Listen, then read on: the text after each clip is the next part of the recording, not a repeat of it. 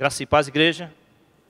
É com grande alegria que nós nos encontramos aqui nessa noite para podermos aprender um pouco mais sobre o livro de Romanos e podemos nos dedicar um pouco ao estudo da palavra do Senhor.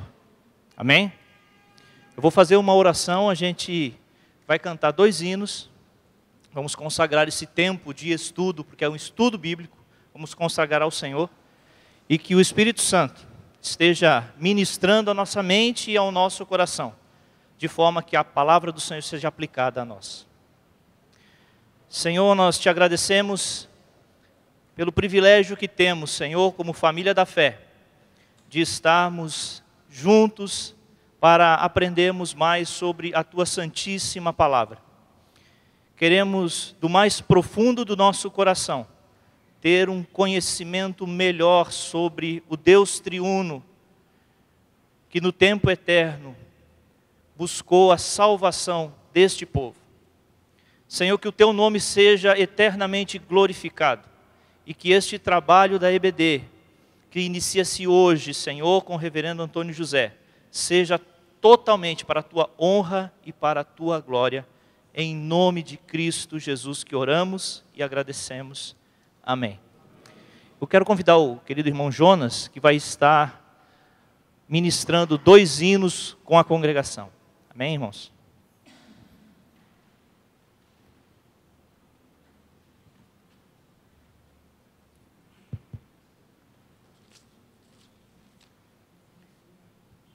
Boa noite, irmãos. Vamos abrir o nosso inário Novo Cântico no hino de número 135.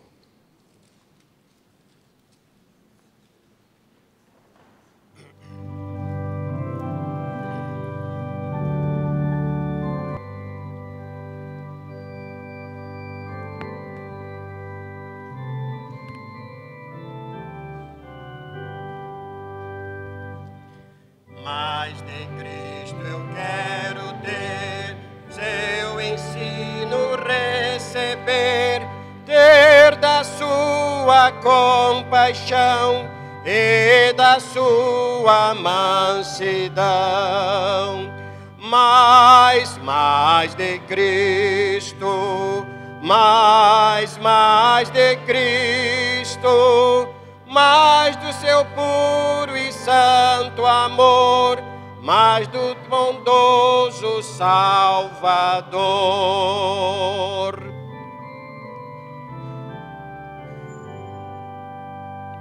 Mais de Cristo eu quero ouvir, nos seus passos prosseguir, sempre perto dele andar, seu amor manifestar. Mais de Cristo, mais de Cristo, mais do seu puro e santo amor, mais do bondoso Salvador. 172. 172. Chuvas de bênção. Vamos cantar a primeira e a quarta estrofes.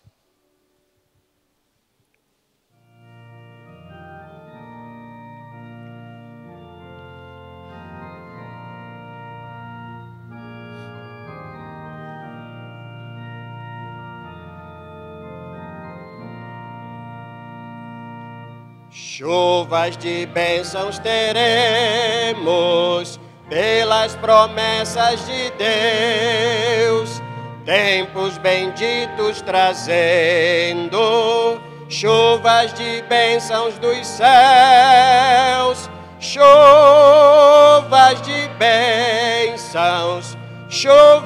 bênçãos dos céus. Tantas nós já recebemos, outras rogamos a Deus. Chuvas de bênçãos teremos, chuvas mandadas dos céus, Bênçãos a todos os crentes, bênçãos do nosso bom Deus. Chuvas de bênçãos dos céus, tantas nós já recebemos, outras rogamos a Deus. Amém. Amém.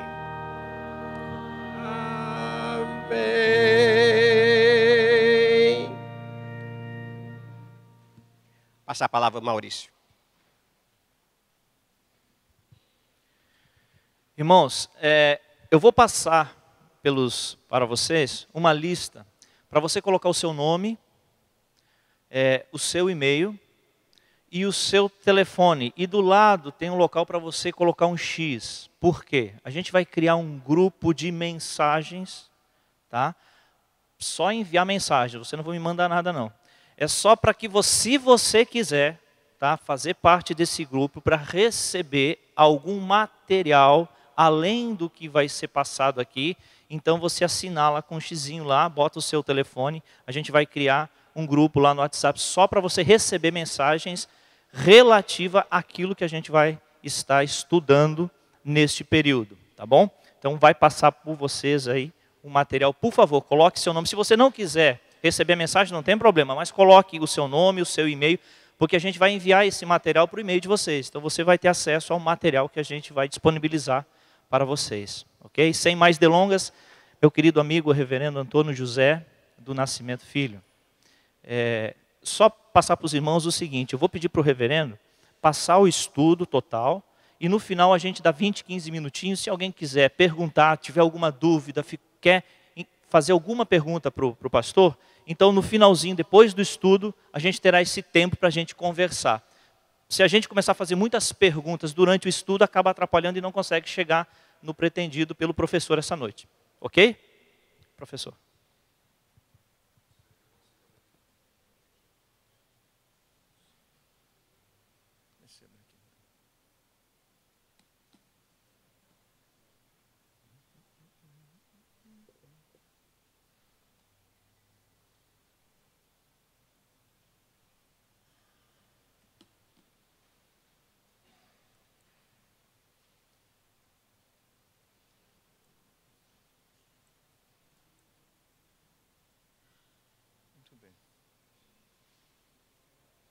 Está passando aqui, mas não está passando lá, não sei porquê. Está passando aqui, mas lá não está passando. Será que, Maurício, você sabe por quê? Não está indo. Tenta abrir essa bolinha. Aqui? Maurício. Você que está travando outro aparelho? Pode me ajudar aqui para ver o que se trata? Eu agradeço muito.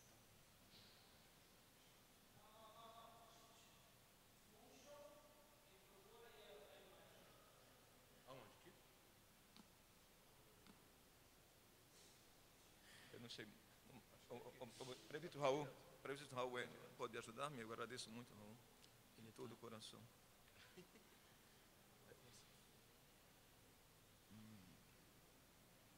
Agradeço muito, Raul. Acho que não é aqui, não. Porque às vezes ele pode travar aqui. É aqui, ó. Oi? Não, é aqui tem que...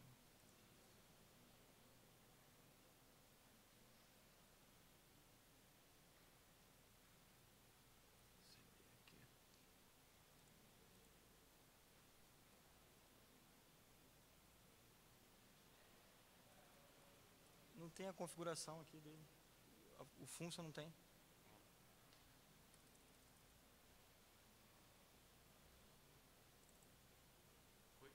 Não. Não. Agora foi. Vai, agora foi. É só apertar aqui que ele vai, tá? Certo. Muito bem.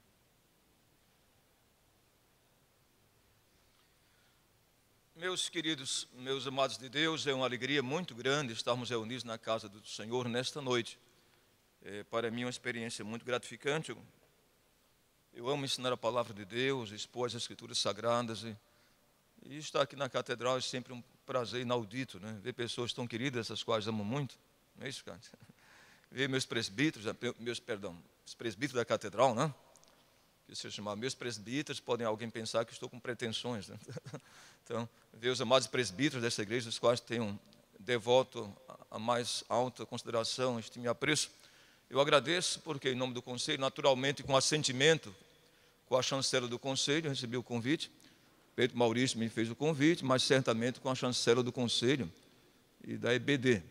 De forma que é uma alegria muito grande estar com vocês. A Carta aos Romanos é uma carta que eu acho que a escolha não poderia ser melhor. Presbítero Maurício e os demais presbíteros e os queridos irmãos aqui. Vivemos em dias muito turbulentos, muito difíceis para a cristandade, né? O cristianismo está passando uma grande crise. Haja visto a situação contemporânea da igreja, né? A igreja, que é o elemento fermentativo da sociedade contemporânea, deveria sê-lo, não tem sido. A igreja tem sofrido muitos reveses. No ano 2010, o IBGE já dizia que nós éramos 22 mil igrejas evangélicas no Brasil. Nesse mosaico multicolorido, multifacetado, de tantas opiniões diversas, não são somente igrejas distintas, mas pensamentos distintos, ensinamentos distintos. O cristão que não tem consciência ou que não tem firmeza doutrinária é conduzido e é levado por vários ventos de doutrina. Se você vê os televangelistas, eu nem mesmo tenho mais paciência para ouvir. Diante de tantas heresias, diante de tantos temas que são abordados e os quais não se harmonizam com as Escrituras Sagradas. O cristão, por mais simplório que seja, mas que conhece a Bíblia profundamente, terá a bênção de Deus e a chancela do Espírito Santo para perceber que vivemos em dias muito difíceis. E eu creio de todo o coração que a igreja tem que pensar nisso.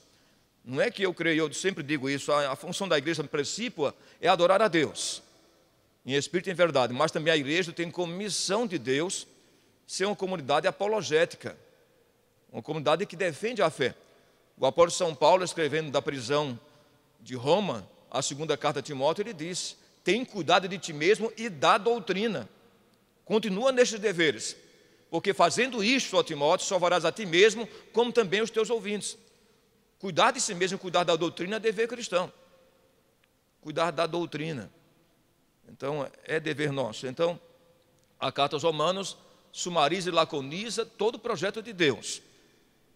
Lutero é que disse tão acertadamente que se não tivéssemos a Bíblia, o Novo Testamento, mas tivéssemos a Carta aos Romanos, já seríamos diante de Deus indesculpáveis, tendo em vista a maneira tão dissertativa que Paulo trata das doutrinas cristãs. Ou seja, Jesus não escreveu livros. Logo, o maior intérprete de Jesus, o maior hermenêuta de Jesus foi Paulo. E as doutrinas primaciais da fé cristã nós as encontramos na carta aos Efésios e mais prioritariamente na carta aos Romanos. Então a carta aos Romanos é um sumário, é uma laconização de toda a doutrina cristã. Trata da doutrina da hamartologia, a doutrina do pecado, a doutrina da soterologia, a doutrina da salvação, a cristologia, a escatologia, Paulo trata da doutrina da eleição, nos capítulos 9 a 11. Portanto, é uma visão ampla e muito clara e sucinta e lúcida do projeto de Deus para a igreja. Então, vocês escolherem a carta aos Romanos, não que necessariamente tivesse que ser eu, mas eu me sinto até lisonjeado, enobrecido pela honra e a distinção e a deferência de ser o expositor desses assuntos. Mas ainda que fosse um outro pregador, naturalmente, que fosse capaz de fazê-lo, seria uma excelente escolha, a carta aos Romanos. Então nós vamos estudar com carinho. Não pude colocar tudo diante, porque será uma mensagem para um dia só. Então, se eu fosse tratar e dissertar, na verdade, com escrutínio minucioso cada versículo, iríamos estudar Romanos capítulo 1 por uns 3 meses. Só em Romanos capítulo 1.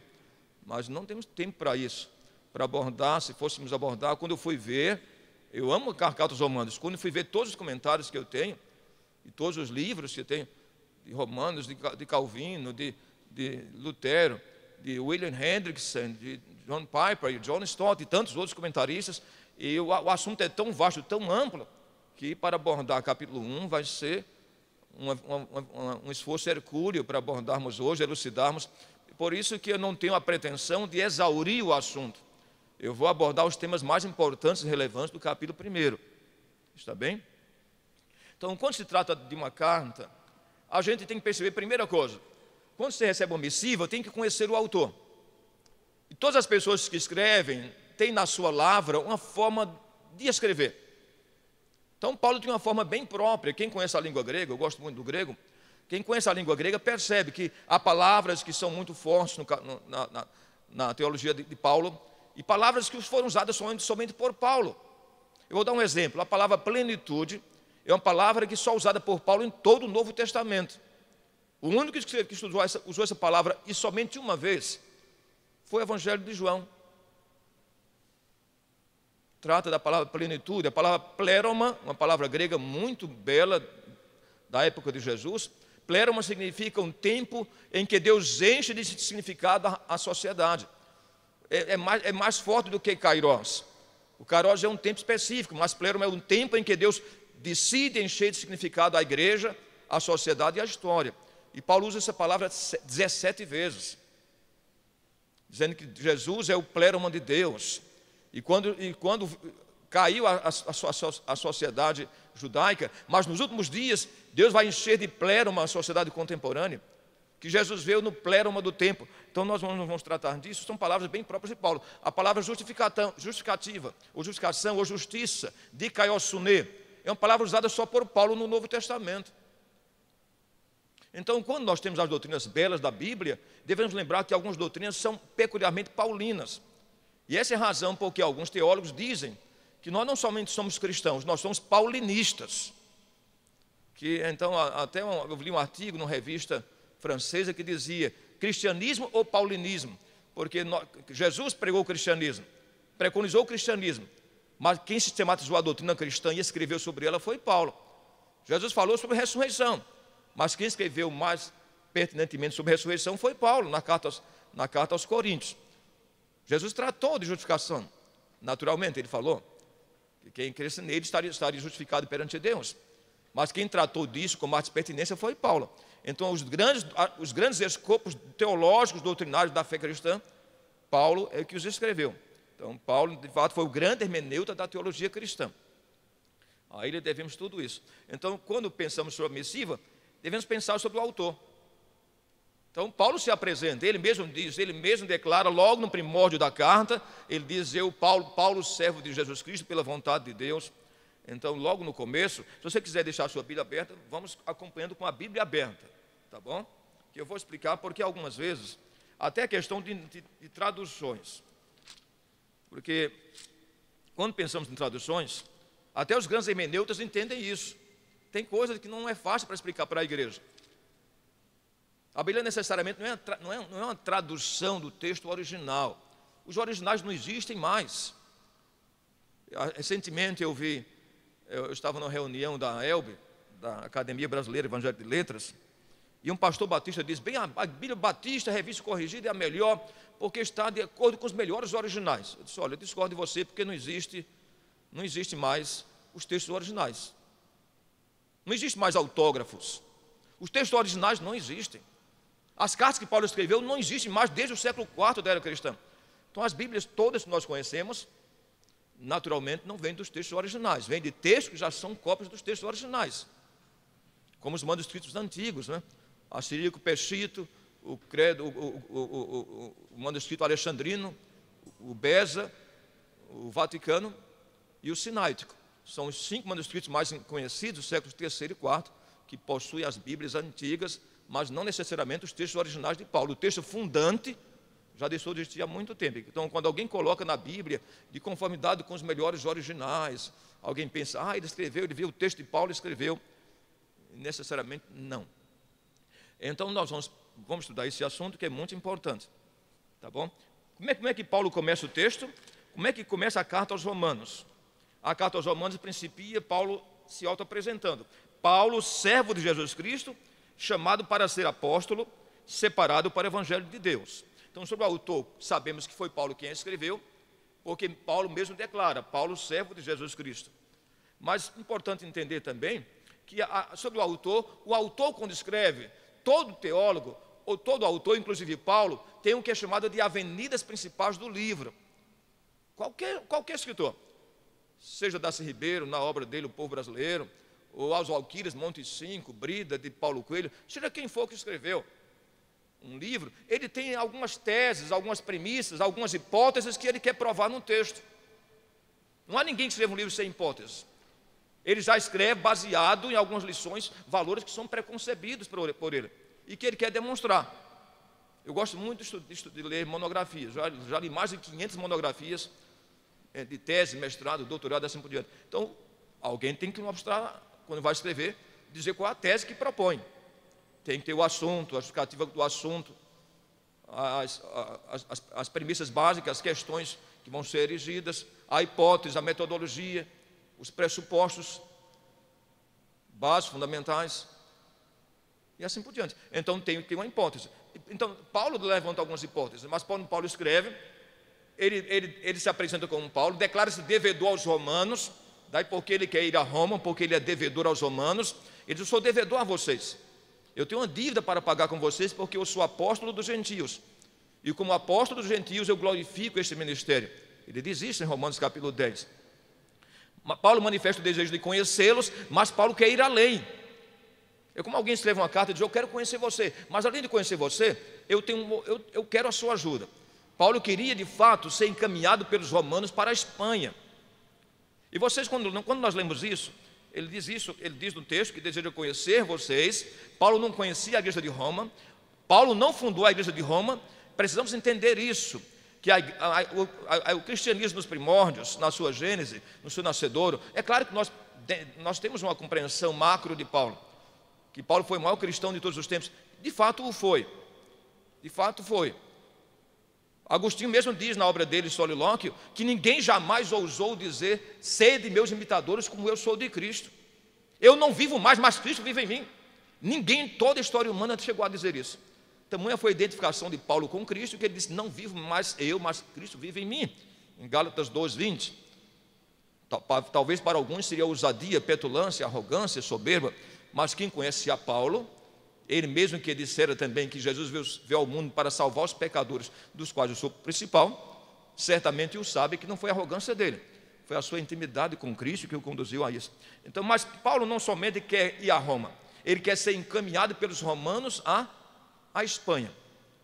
A palavra Espanha só aparece na carta aos Romanos, capítulo 20, capítulo 16, versos 22 a 29. Mas por que Paulo queria ir à Espanha?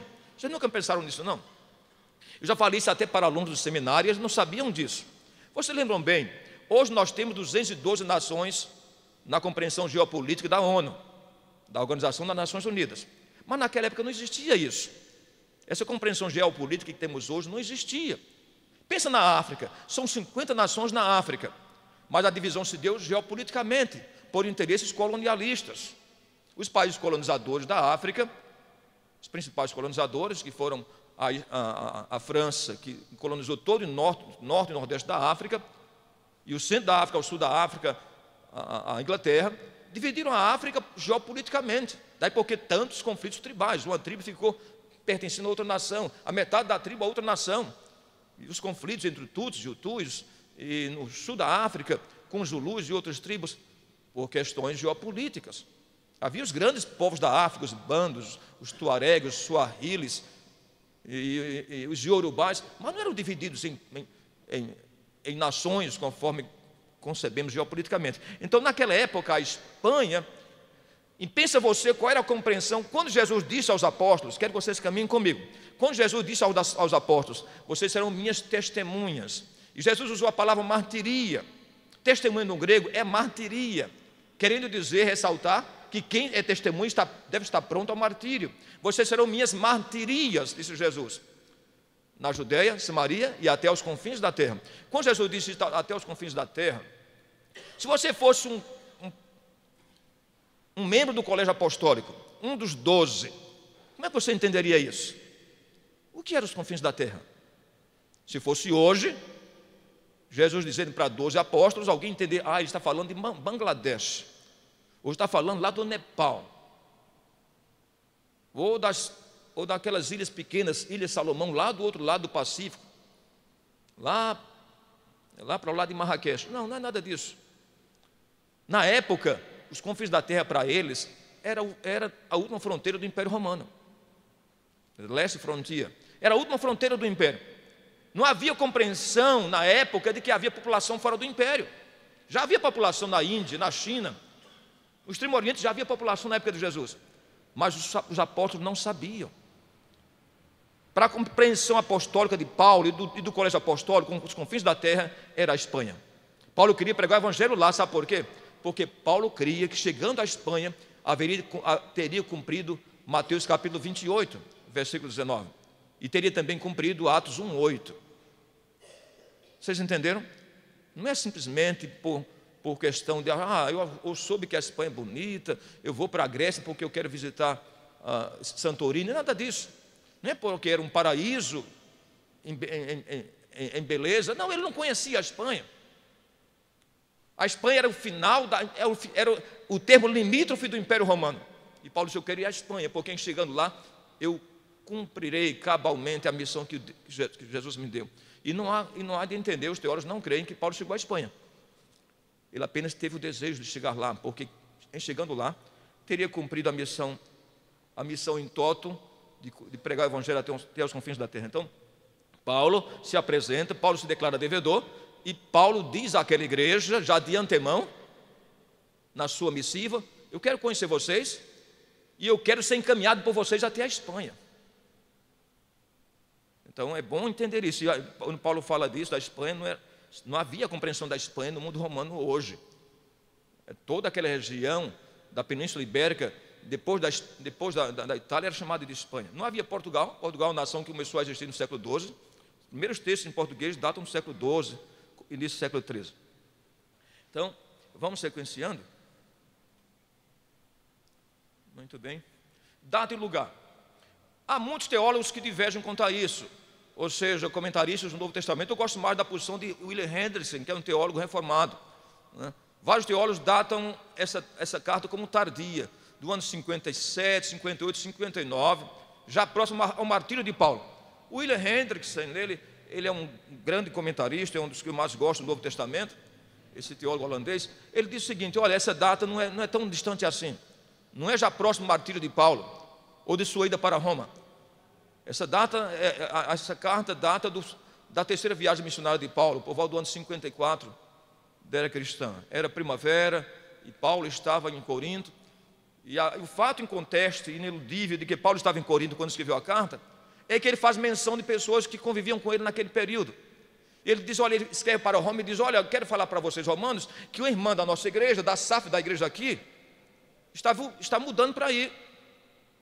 Era de Sencreia, e Paulo fala de Febe. Eu recomendo a vocês a irmã Febe, e Paulo chega até a chamá-la de diaconisa, não entrar nessa questão, é a palavra que ele usa no original, e ele diz, olha, ela está servindo, e usa a palavra diaconel, ela está diaconizando na igreja de Sencreia. Sencreia era um porto, era um porto oriental de Corinto.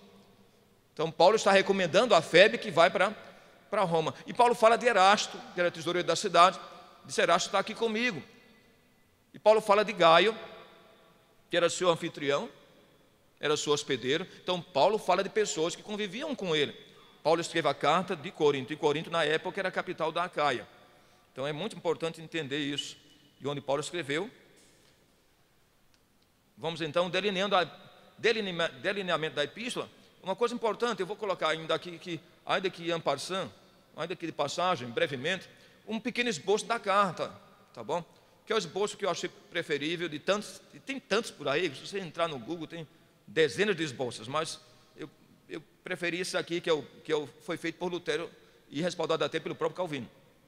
Saudações do apóstolo Paulo, de 1 a 15, Romanos 1 a 15. Depois ele fala, a partir do capítulo 1, versículo 18 até o capítulo 3 a 20, ele trata da doutrina da ramatologia, a doutrina do pecado. E Paulo quer mostrar de forma clara, iniludível e inconteste a doutrina da depravação total do homem, da pecaminosidade universal. Em vários textos ele demonstra isso. Porque todos pecaram, em Romanos 3, 23, e carecem da glória de Deus. Porque o salário do pecado é a morte, mas o dom gratuito de Deus é a vida eterna. Então, Paulo trata com profunda pertinência a doutrina do pecado, do capítulo 1, 18 até 3, 20. A partir do capítulo 3 até o capítulo 5, Paulo trata da bela e gloriosa doutrina da justificação, da dikaiosune theou, a doutrina da justiça de Deus. E Paulo usa muito esse termo, cerca de quase 30 vezes, a palavra justiça e justificação, relacionando ambas entre si. Depois Paulo trata da graça, capítulo 6 a 8. Ele fala da graça, que assim como o pecado entrou pelo primeiro Adão, a graça veio pelo segundo Adão, que é Jesus. Assim como o pecado reinou a partir de Adão, a graça reina a partir do segundo Adão, que é Jesus Cristo. Capítulos 9 a 11 é um dos textos mais belos da Bíblia. Quem gosta da doutrina da eleição, ou quem a cultiva, não é questão de gostar, é que está na Bíblia, né? Estava conversando certa feita com um pastor, ele disse: olha, eu não aceito a doutrina da eleição. Não é o fato de aceitar ou não, não é o fato de você aceitar, algerizar, preferir, refutar, não importa. É uma doutrina bíblica e não há refutação contra ela. Você pode dizer, não a entendo, não a compreendo, ou coisa assim. Nos céus, todas as dúvidas serão dissipadas, Paulo diz isso, que agora vemos as coisas como espelho, mas então conhecerei como também sou conhecido. Isso notadamente se insere a questão doutrinária. Não haverá mais dúvidas, né? Mas o fato de eu entender ou não, isso não me faz hábil para arbitrar e dizer que não aceito. É como uma questão teológica da Trindade. É difícil para a compreensão humana. Como é que três são um só em poder, glória e eternidade? O próprio Agostinho declara isso, que ele estava com dificuldades de entendê-lo, e ele foi para Cartago, e Cartago naturalmente é a região onde hoje é a Tunísia, aquela região norte da África, e ele foi para a praia, e ele cavou um buraco na areia, junto ao Mediterrâneo, e estava com dificuldades de entender a doutrina. E o Senhor falou para ele, disse: Agostinho, traz as águas do Mediterrâneo e coloca nesse buraco com as suas mãos. Ele várias vezes, quando ia, já não havia mais água. E ele fez isso até ficar cansado, exausto, fatigado. Senhor, eu não consigo. Como é que eu vou trazer o Mediterrâneo para esse buraco que eu fiz? E o Senhor falou: também você é a mesma coisa. Você quer trazer todo o entendimento acerca do meu projeto, do meu plano eterno, para a sua mente tão finita. Então é impossível isso.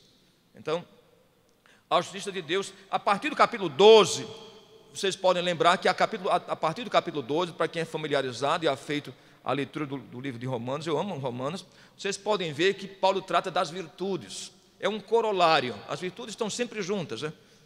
É como um texto católico, é como um corolário, as virtudes estão sempre amparadas uma à outra. Então, e Paulo trata desse corolário cristão das virtudes, mostrando isso, que há justiça na prática. As virtudes e a justiça, a excelência da justiça de Deus na prática da vida cristã diária.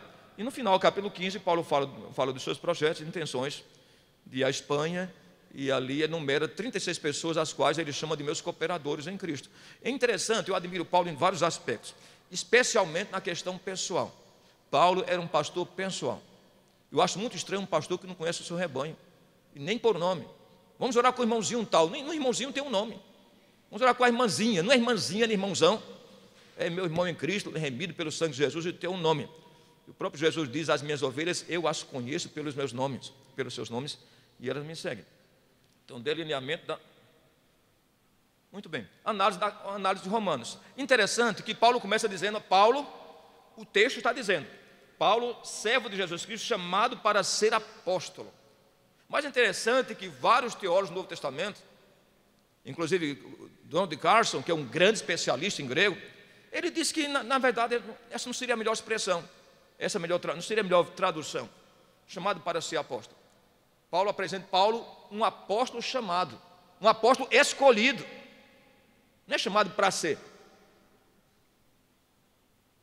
chamado para ser apóstolo. Paulo, e a expressão está no original ali, kletos apostolos. Kletos apostolos significa um apóstolo chamado, um apóstolo escolhido de Deus.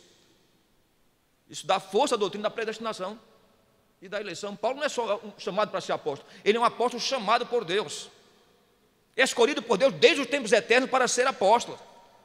E é isso que Paulo diz. e que às vezes as versões, as traduções, às vezes não são tão felizes assim. Então, kletos, como adjetivo traduzido para chamado, está qualificando o substantivo apóstolos, que é Paulo. Vocês lembram bem, isso está em consonância com Atos 9,15, quando se dá a ocasião de Ananias ir à casa de Paulo. E Ananias estava com medo, estava temeroso. E o Senhor fala a Ananias em sonho, Ananias vai lá, porque ele é um instrumento meu, é um vaso escolhido, para testemunhar aos gentios e aos judeus, e a reis e autoridades, um vaso escolhido.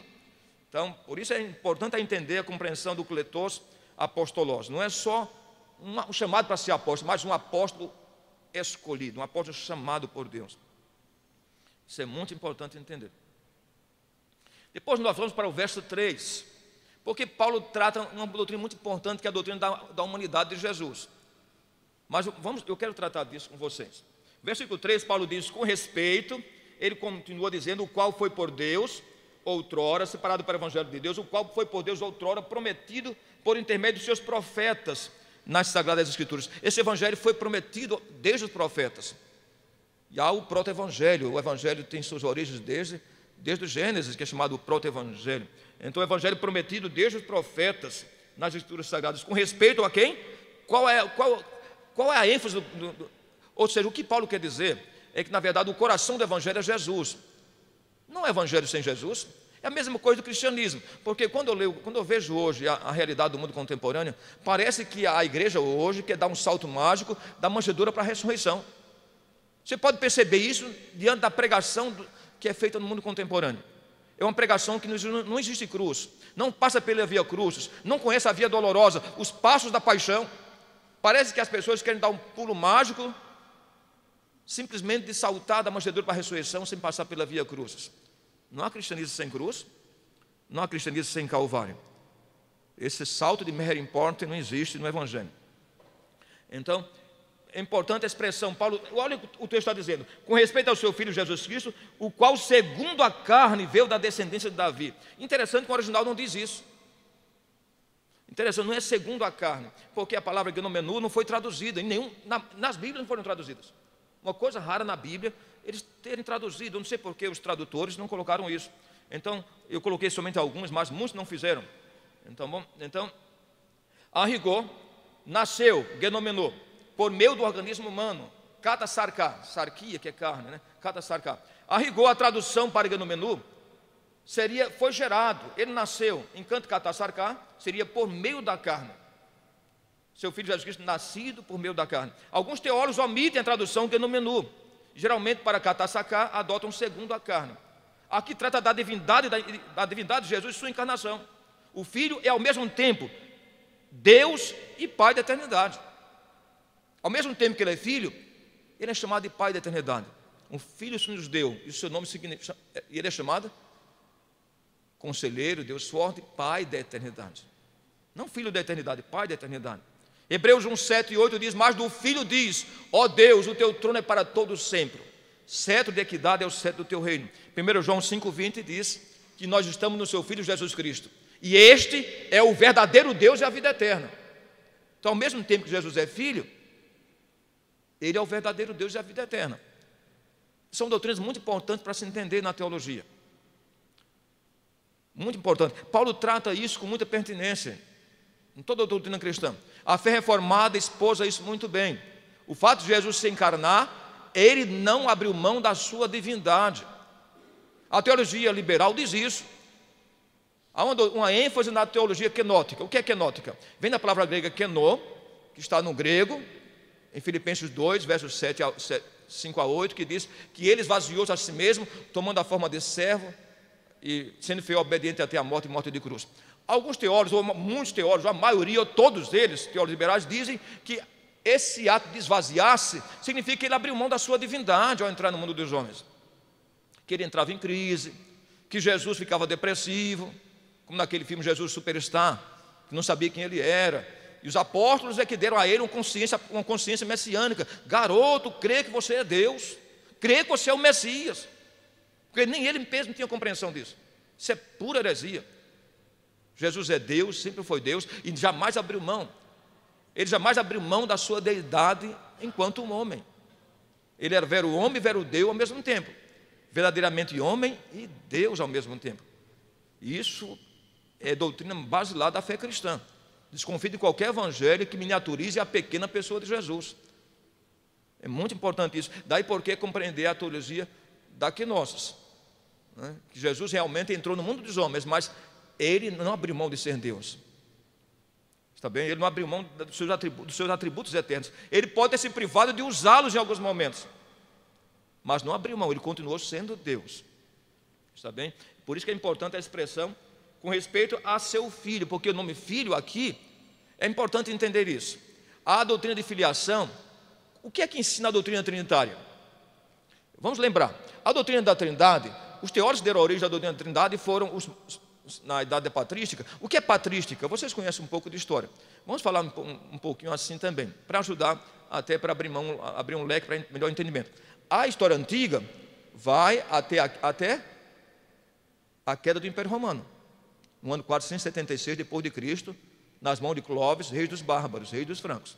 Então, a história antiga vai até o ano 476. É nesse período também chamado de história antiga, que é também chamada de história da patrística, que a teologia católica prefere a palavra patrologia. Os protestantes, história da patrística. Patrística é o quê? História dos pais da igreja. Quem são os pais da igreja? Você viu o pastor, o pai da igreja. Você, que história é essa? A igreja tem pai? Alguém? Os pais da igreja, os pais da igreja são os líderes cristãos que sequenciaram o cristianismo após a morte dos apóstolos. Tertuliano, Irineu, Orígenes, que era não tão reformado, não era não tão confiável assim teologicamente, mas Atanásio, que foi um gigante teológico, e João Crisóstomo, Agostinho, Gregório Nazianzo, Gregório de Nissa, Basílio o Grande. Então, qual era a ideia? Qual foi a compreensão? O pai, a compreensão da doutrina esposada pela patrística foi na Trindade. O Pai não gerado, o Filho eternamente gerado, o Espírito Santo procedido.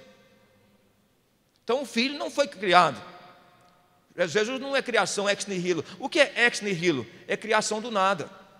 Não foi o que o Pai disse na eternidade, haja Jesus, apareceu Jesus. Não, ele foi eternamente gerado como um Pai. Não tem princípio, não tem um primórdio, não tem um começo. Ele foi eternamente gerado junto ao Pai. Interessante, quando pensamos nisso, vamos lembrar de um grande teólogo chamado Charles Rhodes.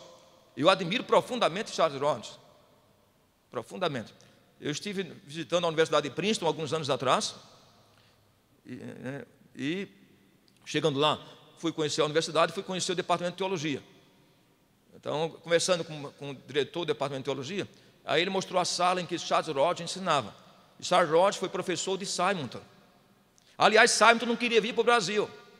Ele queria ir para o campo missionário, mas não sabia para onde ir. Quem orientou Simonton para vir ao Brasil foi o grande teólogo sistemático, Dr. Charles Rhodes. Simonton inicialmente pensou até em ir para a África. O Dr. Charles Rhodes falou para ele, mas Simonton, já ouviu falar do Brasil? O Brasil naquela época ainda era império. Isso é uma grande nação. Quem sabe Deus está chamando você para plantar a igreja no Brasil. Lá tem muitas pessoas que precisam ouvir a voz de Deus lá. Então, e ele ouviu a voz do seu grande mestre, Charles Rhodes, e veio para o Brasil como missionário. E foi uma grande bênção, plantou essa igreja, né? Mas o Dr. Charles Rhodes tem uma frase maravilhosa. Ele fala sobre, qual a distinção que ele fala entre criação? Ele diz, por exemplo, ele diz que toda a criação, todo o universo, e a própria igreja, e tudo que existe, é um ato espontâneo de Deus. Jesus é um ato necessário. Olha que distinção. A criação do universo, os anjos, arcanjos, querubins, toda a criação de Deus faz parte de um ato espontâneo de Deus. Sabe o que significa? Se os anjos deixarem de existir, arcanjos, querubins, a própria igreja, o universo, isso nada ofusca, anuvia o ser de Deus. Deus não entra em crise se o universo deixar de existir, ele faz outro. Por mais que nós tenhamos um tipo de superestima ou autoestima, ou achar que nós somos o rei da cocada preta, ou que o mundo vai deixar de existir sem você, não é verdade. O próprio universo deixar de existir não incomoda, não anuvia em nada a glória de Deus, porque toda a ato da criação faz parte de um ato espontâneo de Deus. Mas Jesus não. Jesus é um ato necessário de Deus. O Pai não pode viver sem Ele. Isso é tremendo. Isso é teologia rodiana, Dr. Charles Roger. O universo faz parte de um ato espontâneo de Deus. Jesus é um ato necessário. Eis meu Filho amado, em quem me comprazo, em quem tenho prazer. Isso é maravilhoso entender isso. Então eu e você e a igreja faz parte de um ato espontâneo de Deus. A própria criação, o universo, as obras criadas. Mas Jesus é um ato necessário de Deus. Isso é uma coisa tremenda. Então, isso é uma coisa maravilhosa. O verso 4. Assim como o texto denomina Cristo como Filho de Deus, um dos nomes constitutivos da sua divindade. Me perdoe aqui, não estou tentando ser pedantesco, é porque às vezes as traduções não são tão felizes assim. Então as traduções, por exemplo, dessa expressão aqui, que está aqui, horithentos uil theo endinamei, que significa, vejam bem, as traduções que parecem aqui não são tão felizes, porque a expressão aqui, Jesus, declarado Jesus Filho de Deus com poder, designado Filho de Deus com poder, muitos teólogos não concordam com isso. Jesus não foi designado, Ele era Filho de Deus desde toda a eternidade. Ele não foi designado a partir do ato da criação. Ele não foi designado como se alguém designa outro imaginemos que você trabalha numa empresa, Kátia, e o seu reitor diz: Kátia, estou designando você agora como pró-reitora. Não é profecia, não. Pode ser, né? Então, você vai ser diretor do departamento. Seu salário vai aumentar. É uma boa notícia. Então, coisa assim. Então, você foi designado para aquele cargo. Jesus não foi designado. A compreensão não é essa. Porque ele já era Filho de Deus desde toda a eternidade.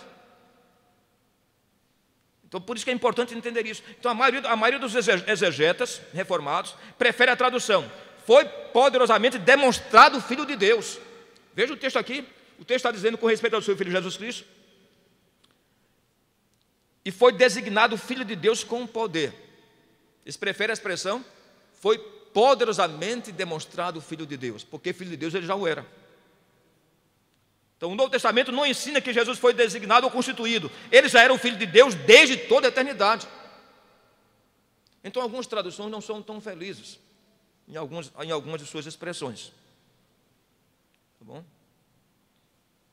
Graça e apostolado. Paulo considerou o seu chamado um presente divino. O propósito do seu apostolado foi a obediência da fé entre todas as gentes pelo seu nome, o nome de Jesus. Paulo queria levar todas as nações, incluindo judeus e gentios, à obediência a Cristo pela fé, entre os quais sois também vós, chamados para serdes de Jesus Cristo. A expressão chamados é a preferida pelo apóstolo quando ele quer destacar os eleitos de Deus. Ele fala do seu chamamento para o apostolado e também fala sobre a cristandade, sobre a vocação, que é o hiperetes, palavra grega para vocação, sobre a hiperetes, sobre a vocação dos cristãos. Fomos vocacionados para sermos de Jesus Cristo e vocacionados para sermos santos. Paulo trata disso. Vamos então, verso 6, verso 7. Verso 7, Paulo trata do chamamento cristão. Aqui são considerados santos apenas as pessoas que foram separadas para Deus.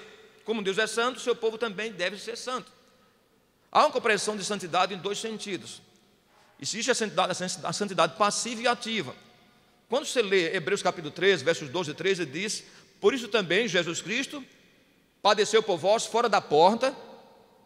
Jesus, para vos santificar, padeceu por vós fora da porta. Jesus, para vos santificar com seu próprio sangue, padeceu por vós fora do arraial. Saiamos, pois, a ele, levando conosco o seu vitupério, a sua vergonha, a sua ignomínia. Existe a santificação passiva. Todos os cristãos são santificados pelo sangue de Jesus. Existe a santificação ativa, que tem todo o aspecto do dever moral, ético, de fugir do pecado, né? Então, por isso que Paulo, em todas as cartas, pode ver isso. Em todas as missivas de Paulo, ele chama a igreja de santa. Paulo, apóstolo aos santos da igreja de Éfeso, aos santos de Corinto. E parece que há um grupinho, o céuzinho da igreja, são aqueles que oravam mais, e que buscavam mais a Deus, laboravam mais, oravam. Não era isso. Toda a comunidade apóstola, toda a comunidade cristã era santa, que foi santificada pelo sangue pelo sangue do Calvário.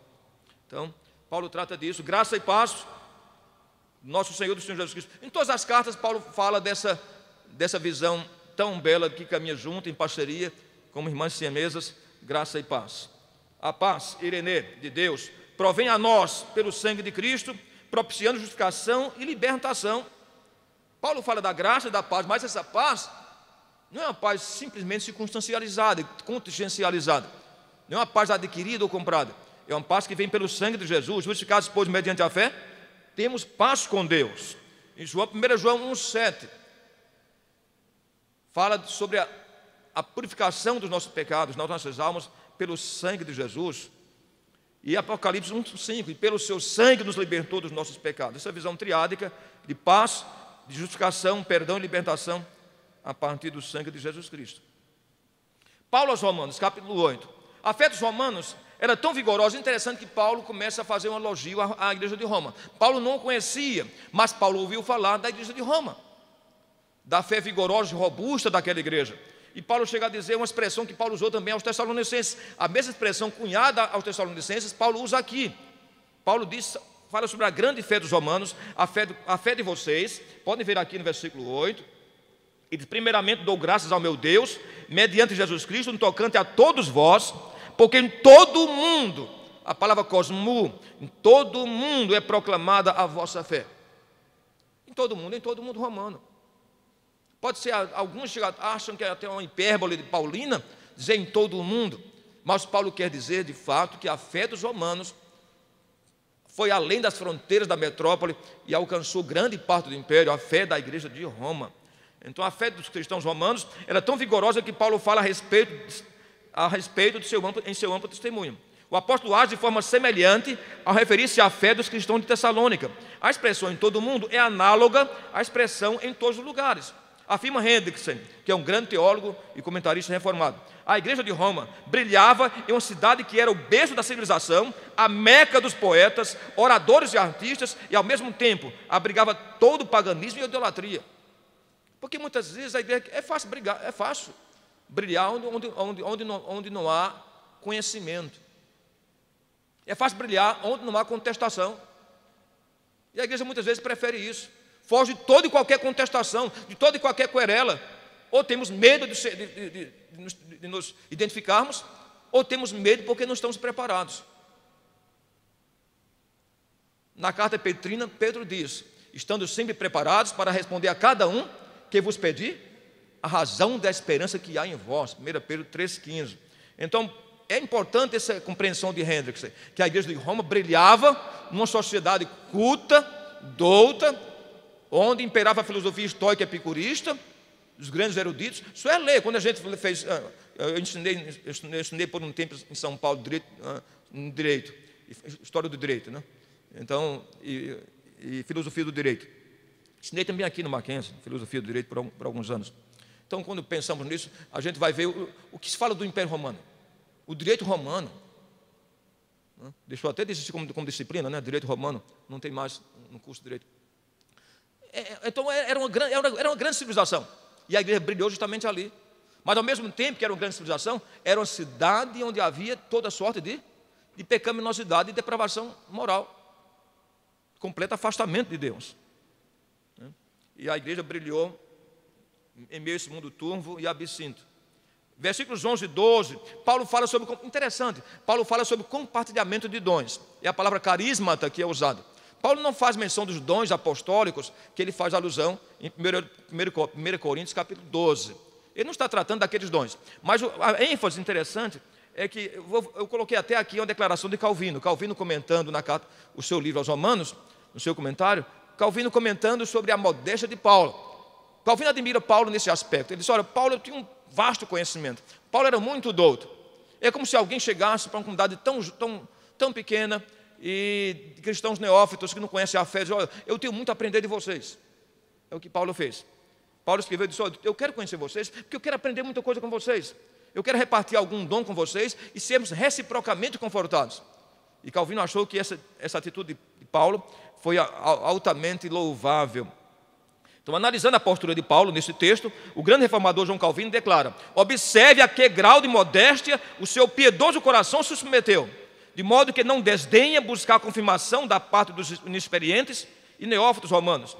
Ele sabe o que diz, pois ninguém é tão destituído de dons na igreja de Cristo que seja incapaz de contribuir com algo para o nosso benefício. Má vontade e orgulho, contudo, nos impedem de extrair tal fruto uns dos outros. Interessante. Essa é a visão de Calvino. As pessoas acham Calvino, eu tenho lido muito Calvino, sobre Calvino, não somente como teólogo, mas Calvino como cristão. Calvino era um piedoso. Era um piedoso. Já tinha lido esse livro em inglês, mas já foi lançado em português pela nossa casa editora presbiteriana, editora Cultura Cristã. Eu quero sugerir a você um livro chamado Carta de João Calvino. Eu li esse livro, lançado pela Ben of Truth, da Escócia, com o nome Letters of John Calvin. Carta de João Calvino. Você vê, ele era um piedoso, um homem que orava muito, um homem que chorava pelos enfermos, buscava com lágrimas a visitação de Deus sobre a sua igreja. Era um piedoso cristão. Então, por isso que ele admira aqui a modéstia de Paulo. Paulo está sendo modesto em dizer que tem muito a aprender da igreja de Roma. Vamos chegar lá, tá bom? Então, eu não sei quanto tempo tenho, mas eu acho que eu tenho que ser mais conciso, mais breve, né? 10 minutos? Uau! Just 10 minutes. Então, Paulo fala, eu vou passar então rapidamente, tá bom? Se vocês quiserem, depois o material vai ser... eu posso permitir que vocês o tenham. Então, Paulo trata aqui da dívida que ele tem.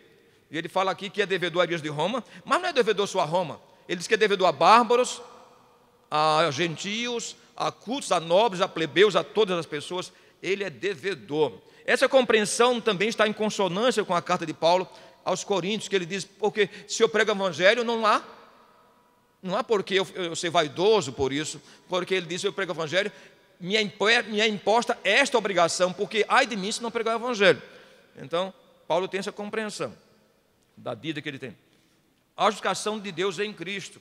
Interessante a expressão dikaiosune theou, a justiça de Deus. É preciso enfatizar que a justiça de Deus é um atributo divino, que revela o caráter de Deus e as ações que correspondem ao seu caráter. Não é um assunto tão assim, quando pensamos em justiça de Deus, para muita gente é um assunto chato, é um assunto boring, como se diz em inglês. Não quero ouvir negócio de justificação, justiça, predestinação. Eu estou cheio disso. Queridos, é uma coisa maravilhosa pensar nisso. Porque isso faz parte do caráter de Deus, do ser de Deus. Deus é justiça. Deus, quando pensamos em justiça, a gente tem que entender que Deus, ao mesmo tempo que é justiça, Ele é ao mesmo tempo amor, santidade, misericórdia, bondade, longanimidade. Deus é algo sem abrir mão de outra coisa.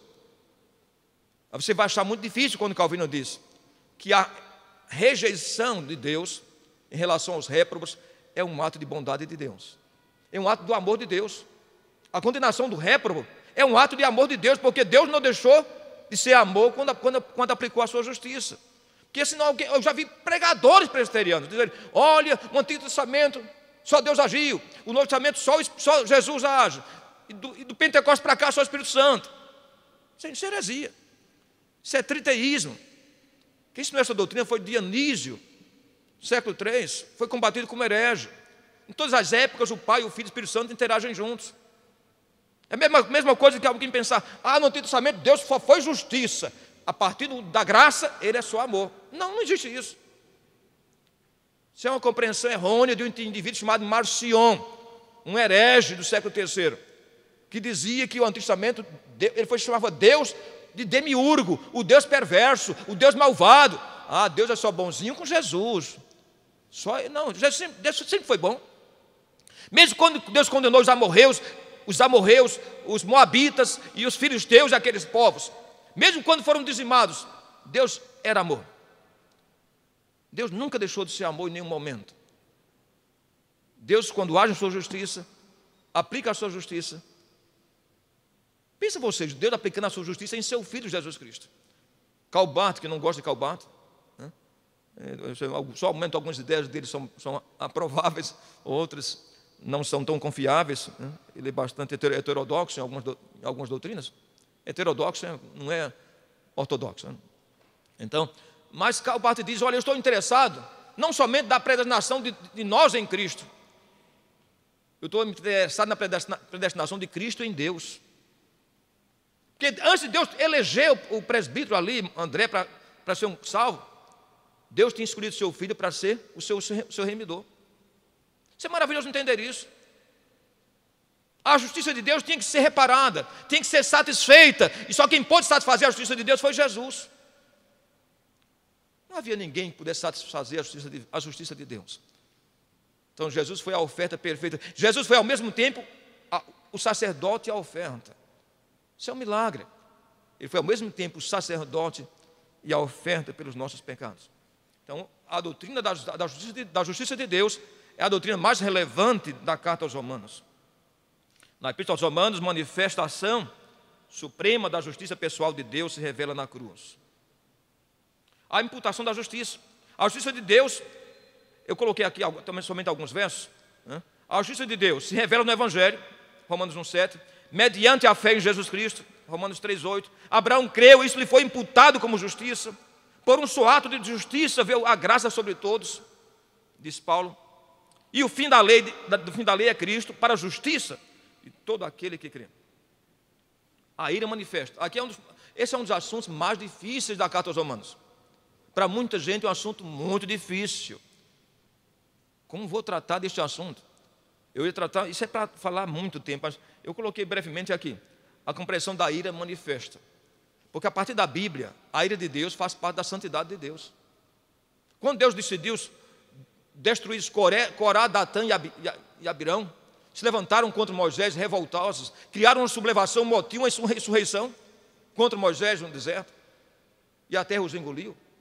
Aquilo foi um ato da justiça de Deus. A ira de Deus, pode ser que a sua ira não é justa, sabe por quê? Porque você é pecador. Mas a Bíblia diz, mas dai lugar à ira, porque assim do Senhor a mim pertence a vingança. Deus condena a sua ira, mas a ira de Deus é louvável. Vocês entenderam? Porque a justiça de Deus está atrelada à sua santidade. Por isso a Bíblia condena que nós hajamos vingativamente. Mas a Bíblia diz que você deve deixar que Deus faça a reparação do caso com a sua justiça. Isso é maravilhoso entender em Paulo. Paulo condena e age com reprovação a ira humana. Mas ele diz, mas dai lugar à ira, porque assim diz o Senhor, a mim pertence a vingança. A ira de Deus. Então é importante entender isso. Então a ira, a palavra grega aletheia refere-se obviamente à verdade de Deus. Deus é o Criador, é amoroso e assim por diante. Merece adoração, glória e assim por diante. Os pecadores são perfeitamente capazes de perceber, de forma racional, a revelação de Deus. Mas decidiram resolutamente afrontar a Deus.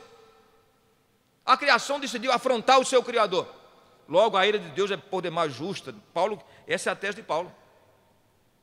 Versículos 20, versículos 19 e 20, Paulo diz, o que Deus quer conhecer, claramente se revela nas coisas criadas. Por isso, tais homens são diante de Deus indesculpáveis. Gente, há uma compreensão na teologia. Há duas frases que são utilizadas por Calvino e Lutero, muito interessantes. Lutero usa a expressão do latim, Deo absconditus, o Deus escondido. Lutero acha que mesmo na criação, e até na Bíblia, Deus ainda permanece como Deus escondido. Que não é possível conhecer a Deus perfeitamente, nem mesmo na revelação. Já Calvino cria no Deo revelatus, o Deus revelado. Podemos conhecer a Deus a partir do momento que Ele se revela a nós. E Paulo diz que os atributos invisíveis de Deus, como também o seu poder e a sua majestade, se revelam nas coisas criadas. Sabe o que significa? Que mesmo que a pessoa jamais tenha lido a Bíblia, ele é irrefutável diante de Deus pelos seus atos. O homem já é condenado pelos seus atos, mesmo sem conhecer a palavra de Deus. Isso é muito forte. Calvino dizia duas coisas interessantes. Ele falava do Semper Religionis e do Sensus Divinitatis. Muitas pessoas estudaram isso a partir do pensamento calvinista. Rudolfo Otto, na obra dele The Idea of the Holy, a ideia do sagrado. Peter Berg, na obra dele, o Dossel Sagrado. Muita gente, Emile Durkheim, o pai da sociologia, no seu livro As Formas Elementares da Vida Religiosa, de 1912, trata disso. O que Calvino diz? Que todo ser humano nasce com o que ele chama de sensus divinitatis, com o sentimento do sagrado, o sentimento do divino, do potentoso. Nasce com a ideia do sagrado no seu coração. Aí ele diz, essa é a razão porque a pessoa vai adorar deuses. Por quê? por não conhecer as Escrituras Sagradas, mas o fato de estar até o próprio politeísmo é uma manifestação da busca do sagrado. A parte do pensamento calvinista. Não está certo, mas prova que o homem nasceu com o sentimento do sagrado. E outra coisa, o homem nasceu com semi-religiones, com a semente da religião no seu coração. Então, por isso, tais homens são, diante de Deus, indesculpáveis. A natureza fala de forma eloquente sobre o Criador, começando pela engenharia complexa da célula humana até a criação do universo. Todas as obras de Deus testemunham de sua soberania e seu poder. Tendo conhecimento de Deus, quero chegar lá porque a gente vai tratar ainda aqui passando do lesbianismo e homossexualismo. Paulo trata disso também. Eles conheceram a verdade de Deus por meio da criação. A natureza revela a grandiosidade de Deus. Mesmo com todas as evidências presentes na criação, os homens irrefutavelmente são culpáveis e réprobos em não adorá-lo e não glorificá-lo. A expressão entregar aparece 3 vezes nesse texto. Paulo diz em Romanos 1:24, Deus os entregou à imundícia. Paulo diz em Romanos 1:26, Deus os entregou a paixões infames. E Romanos 1:26, Deus os entregou a ter uma mente reprovável. Ele usa a expressão imundícia, paixões infames e mente reprovável. Como é que Paulo diz isso? Deus, em sua ira, os entregou, ou seja, os deixou à mercê dos seus pecados. A ira de Deus se manifesta em nossos dias, porém ela se manifestará plenamente na ocasião da segunda vinda de Jesus, na parousia, no dia do juízo. A Bíblia nos afirma que Deus permitiu que os réprobos se afundassem nos seus pecados, de acordo com os seus desejos pecaminosos do coração humano. Eu morei em São Paulo 15 anos. E eu lembro que quando morei em São Paulo, cheguei em São Paulo em 98, a marcha dos homossexuais tinha 100 mil pessoas, 200 mil. Agora já está em quase 4 milhões. E a letra LGBT, daqui a pouco tem toda a letra do alfabeto. E vai aumentando aí. É simpatizantes e assim por diante. Ninguém mais sabe. É uma complicação. E o povo acha bonito. E a turma ainda recebe dinheiro do próprio município e do Estado para a promoção desse caos. Então, à luz da Bíblia, quer queiramos, quer não, a Bíblia diz que Deus os entregou às suas paixões infames. Já pensou no que diz o apóstolo João? Sabemos que somos de Deus e que o mundo jaz no maligno. E é verdade. Não tenha dúvida disso. E a mensagem joanina em Apocalipse é essa: que o mundo se torne mais imundo. E o justo procure a justiça, porque esse que vem sem demora, diz o Senhor. Deus os entregou a paixões infames. Deus os entregou a paixões infames. Esse versículo claramente trata-se da alusão das relações sexuais antinaturais entre mulheres. O lesbianismo é contrário à natureza, está na contramão da vontade do Criador. As práticas homossexuais são pecados condenados nas Escrituras Sagradas. Em Levítico 23, não vou ler porque o tempo não é hábil para isso. Não somente no Antigo Testamento, mas também no Novo Testamento.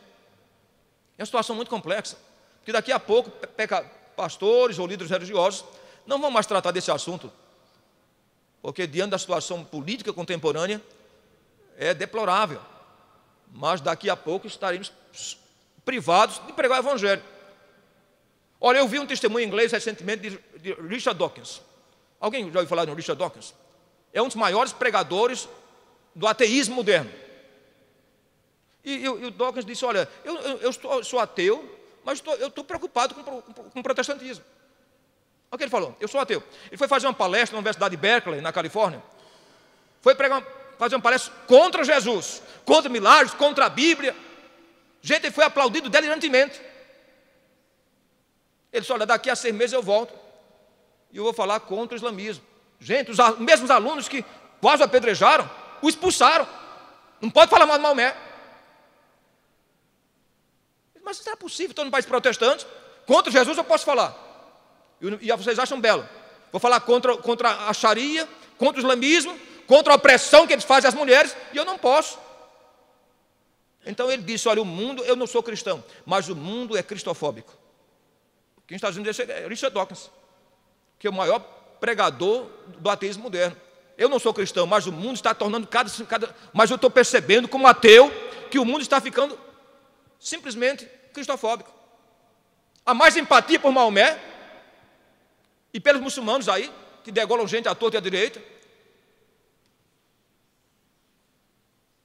que degolam homossexuais nas praças, e as mulheres que de alguma forma cometeram algum pecado, mas contra Cristo a situação está dessa forma. Então, ou seja, o versículo 27 de Romanos assevera que o homossexualismo é algo plenamente reprovável perante Deus. Por terem rejeitado a Deus, alguns homens e algumas mulheres tornaram-se escravos de paixões infames, Paulo diz. Logo, eles recebem por si a recompensa que convinha ao seu erro. Vou ler o que diz Calvino sobre esse texto. Em primeiro lugar, Calvino falando sobre esse texto especificamente. Em primeiro lugar, ele condena toda a humanidade, desde os tempos da criação do mundo, por sua ingratidão, visto que não há quem reconheça o Supremo Artífice na imensurável excelência de suas obras.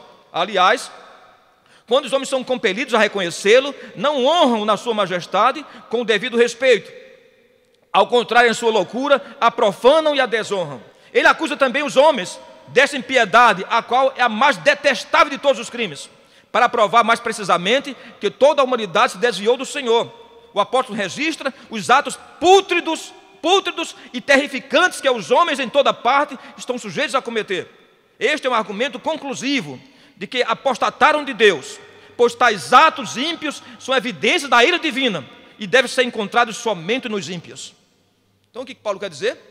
Que o lesbianismo ou o sexualismo é um ato tão reprovável que só pode ser encontrado nos réprobos. Situação complicada. Alguém vai dizer, mas na América, não sei aonde, tem pastor que faz casamento homossexual. Aí é outra história. Quem quiser faça, eu jamais faria. Mas o fato é que o fato de alguém fazer, ou de uma determinada igreja anuir com isto, não significa que agora devamos abrir mão das escrituras sagradas, ou do texto fundante, ou da palavra de Deus, que é a nossa única regra de fé e prática. Por exemplo, a Holanda é um país protestante, mas foi um dos primeiros países do mundo a adotar o casamento homossexual. E alguém diz, mas a Holanda, eu não quero saber se a Holanda aprovou, a Suécia aprovou, não importa isso. Eu quero saber o que a Bíblia diz, o que a palavra de Deus diz para nós. Então, queridos, a palavra de Deus em todas as épocas, a palavra de Deus transcende as épocas, a história, e ela para nós, se é que desejamos de fato sermos seguidores de Cristo. Eu vi uma frase de um pastor recente, alguém colocou no Facebook. Eu não queria usar a frase dele, mas ele disse da seguinte forma, que ninguém é obrigado a ser presbiteriano. Quem colocou isso foi um pastor de São Paulo, Fernando Ageu Magalhães. Ninguém é obrigado, eu conheço o Ageu, uma coisa eu posso dizer, ele é um homem de Deus, pessoa confiável. Ele diz, olha, ninguém é obrigado a ser presbiteriano, mas se você quer ser, o seja honradamente. Então, eu quero fazer uma paráfrase, porque eu não quero magnificar e enaltecer a igreja com constituição. Ninguém é obrigado a ser cristão. Fazendo a paráfrase. Mas se você quer ser cristão, o seja honradamente. Em São Paulo tem a Sex Church, e assim por diante. Mas uma coisa é fato incontestável, que à luz da palavra de Deus, todos esses atos são atos condenáveis, reprováveis, diante do Deus da luz, do Deus da glória, diante de Deus de toda a santidade. Então, queridos, o assunto é tão vasto, e eu coloquei aqui a exposição de fato hoje, foi lacônica, viu? Eu contei, eu tinha criado outra apostila que deu quase 100 páginas para a primeira aula. Eu fui recortando, e para colocar isso aqui nesses pequenos textos aqui, como é difícil você pegar 100 páginas e colocar em 8, como é que chama? Em 20 slides. Porque slides você pode colocar um texto pequeno, com a letra aqui, são tamanho 24, né? Então, preparei um texto com 100 páginas, Times New Roman número 12, então, espaço 1. Então, queridos, Deus os abençoe. Então, que o Senhor abençoe. Eu estou feliz por rever vocês. Samuel, um prazer vê-lo. Samuel é lá de Curitiba, que alegria vê-lo, Samuel. Um prazer imenso. Então, os queridos presbíteros, pastores, o pastor da igreja está aqui, reverendo. Então, o reverendo Isaías é um amigo de muitos anos. O reverendo Isaías, somos amigos de muitos anos. Não vou dizer o tempo, porque desde a época jurássica, mas desde a época de Noé, mas o fato é que nós somos amigos há muitos anos, estudamos juntos no Seminário Presbiteriano do Recife e temos muito em comum. Que Deus abençoe o reverendo Isaías Deus abençoe muito sua preciosa vida e sua linda família, sua bela família. Muito obrigado pela oportunidade que nos propiciou, pelo convite que me deu muita distinção e deferência. Eu muito agradeço. Muito obrigado. Dizem que quem estuda a questão aí de nutrição diz que a gente tem que sair da mesa quando ainda está com um pouquinho de fome, não é? Então que seja assim aqui também, que a gente saia daqui querendo que continue, né? Mas eu gostaria de dar assim, uns minutinhos para que nós possamos, quem tiver alguma dúvida, quiser fazer alguma pergunta, possa então nesse momento, assim, vocês viram que os temas abordados são muitos, a riqueza da carta e o conhecimento do nosso professor, que a expôs, né, é vasto. Então, nesse momento, se tem algum irmão que tem alguma dúvida ou gostaria de fazer alguma pergunta, esta é a oportunidade.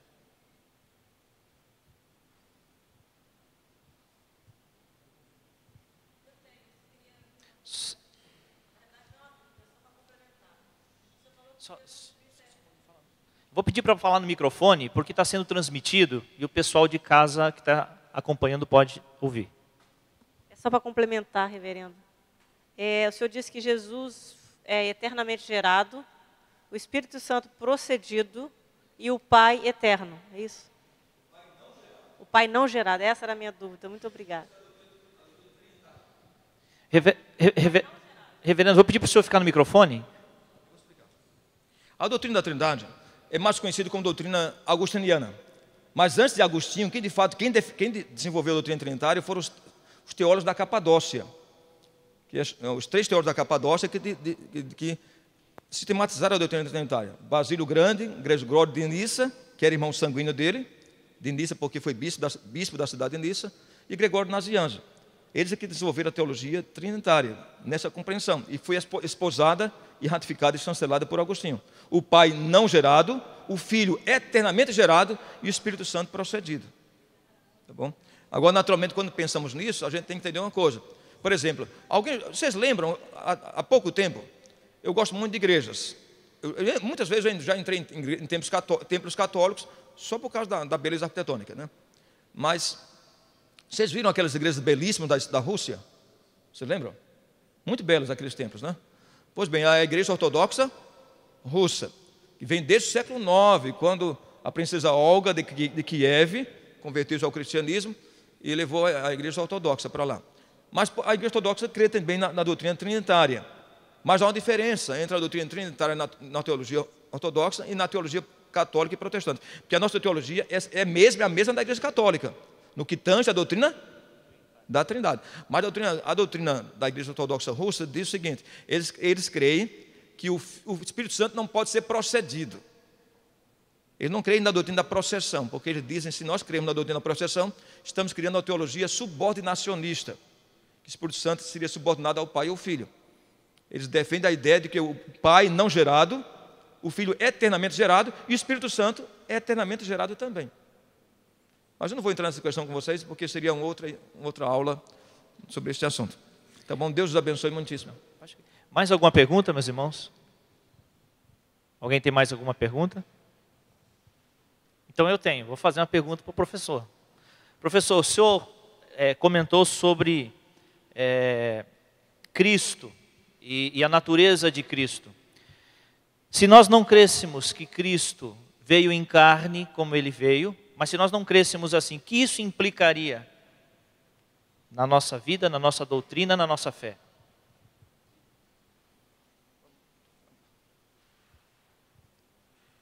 Vocês lembram que Jesus veio em carne porque Ele precisava cumprir e satisfazer a justiça de Deus. Karl Barth, por exemplo, Karl Barth, esse teólogo liberal, chamado neoliberal, semi-liberal, mas é liberal ao mesmo tempo, ele não defende, ele não é defensor da doutrina do nascimento virginal de Jesus.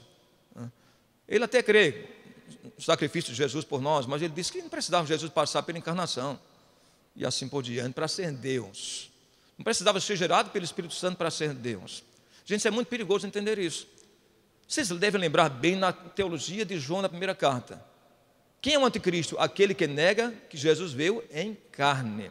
Todo aquele que nega que Jesus veio em carne, este é o anticristo É o antideus de João. Porque naquela época houve uma doutrina chamada doutrina gnóstica, que esteve presente no cristianismo até o século II, quase III. A doutrina gnóstica negava a encarnação. E a doutrina também chamada docética, o docetismo também negava que Jesus era Deus. Dizia, ou Jesus é Deus e não sofre, ou sofre e não é Deus. Porque não compreendiam a natureza humana de Jesus e o seu sofrimento. Mas ele precisava padecer. Lembram vocês? Ele precisava padecer. A doutrina da paixão faz parte do sacrifício de Jesus, faz parte da obra completa de Deus para a reparação dos nossos pecados. Ele foi a oferta perfeita. E como oferta perfeita, ele carregou sobre si os nossos pecados, e as nossas dores levou sobre si, e pelas suas pisaduras fomos sarados. Você não pode de forma nenhuma abrir mão da encarnação. De forma nenhuma. Não existe cristianismo sem encarnação. Não existe. É uma das doutrinas basilares da fé cristã, a doutrina da encarnação. Agora, quando pensamos nisso, há uma ênfase muito grande hoje sobre a encarnação, mas numa outra perspectiva. Por exemplo, se você for ler o livro Jesus Cristo Libertador, de Leonard Boff, que para mim é um liberalzão, então você vai ver. Ele está interessado só em Jesus humano. Aí não abre mão, vamos abrir mão de Jesus, o Cristo da fé, e vamos tratar só do Jesus da história. Então Jesus não veio salvar nossas almas, Ele veio nos libertar da situação socioeconômica. A libertação não é nas nossas almas, é a libertação de qualquer euforia, de qualquer sentimento opressor, de qualquer tipo de opressão, opressão política, opressão partidária. Gente, não é isso, não. Eu não quero levantar bandeira de coisa assim, mas essa não é a verdade. Você vai ver nos evangelhos, em nenhum momento Jesus criou sublevação contra o Império Romano. E Israel estava sob jugo romano. Você não vai ver em nenhum texto dos evangelhos Jesus motivando insurreição, sublevação e motim contra o Estado. Então eu não posso defender essa ideia de que, olha, vamos abrir mão do Cristo da fé, não me interessa se ele veio salvar a alma de ninguém, eu estou interessado em Jesus como quanto ser político. Eu tive uma briga aí, uma briga aí, depois deixei de escrever. Um pastor, não vou declinar o nome dele, mas um pastor, um Facebook, nesse contexto aí de Lula e assim por diante, diz assim como Jesus foi Marte, Lula também está sendo Marte. Não tem nada a ver, queridos. Colocar Jesus com Lula, pelo amor de Deus, eu não quero nem falar sobre esse assunto. E Jesus não foi Marte, e mais outra coisa, Jesus não foi Marte. Jesus foi a oferta pelo pecado.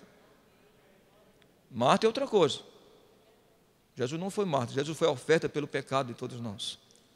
Então, não compare Jesus com Lula, nem Che Guevara, isso é pura heresia, isso é uma ofensa, isso é um sacrilégio muito grande. Professor, tem mais uma pergunta para o presbítero Guilherme.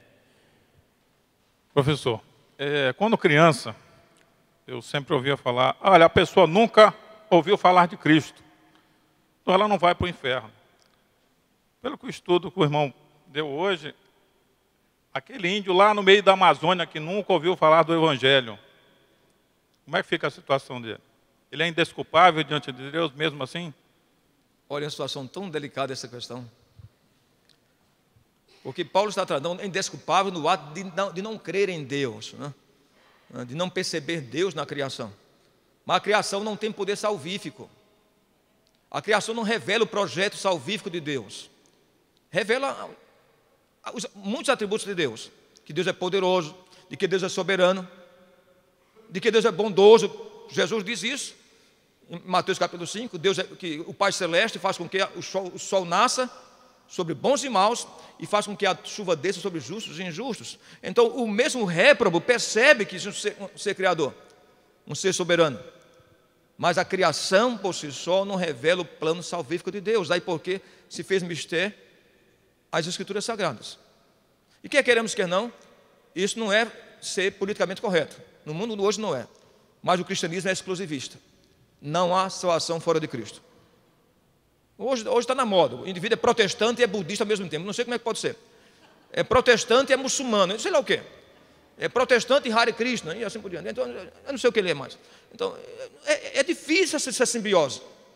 É uma sinergia que não dá certo. Não há como ser muçulmano e ser cristão. Não há como ser budista e ser cristão. Não há como ser Hare Krishna e ser cristão. Não é como ser hinduísta e ser cristão. Não existe isso. E hoje é difícil caminhar nessa compreensão de que não há salvação fora de Cristo. Mas essa é uma realidade irrefutável à luz da Bíblia. Não quero ser chato, não quero ser ultraconservador, nem ultra-ortodoxo, ainda que eu seja, teologicamente, mas o fato é que não há salvação fora dele. Então o cristianismo é exclusivista.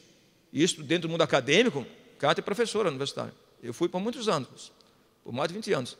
E isso não cai bem para um mundo acadêmico que é altamente relativizante, é a relativização da moral, dos comportamentos, da ética, da cosmovisão, da leitura de mundo, tudo é relativizado. E você dizer no mundo de hoje ainda, olha, não há salvação fora dele. Ele é o único caminho. Naturalmente você vai ser reprovado pela sociedade. Talvez perca até alguns amigos. Mas é melhor perder alguns amigos e ter a chancela de Deus do que ficar sem ele, né? Professor, mais uma pergunta aqui, professor. Reverendo, por favor. É mais uma dúvida com relação à primeira. Com relação ao Espírito Santo. Eu estudei, não sei, posso estar, que nós estamos vivendo no ministério do Espírito Santo. Jesus foi aos céus e enviou o Espírito Santo. Não vou concluir, não terminei ainda, só a introdução da pergunta.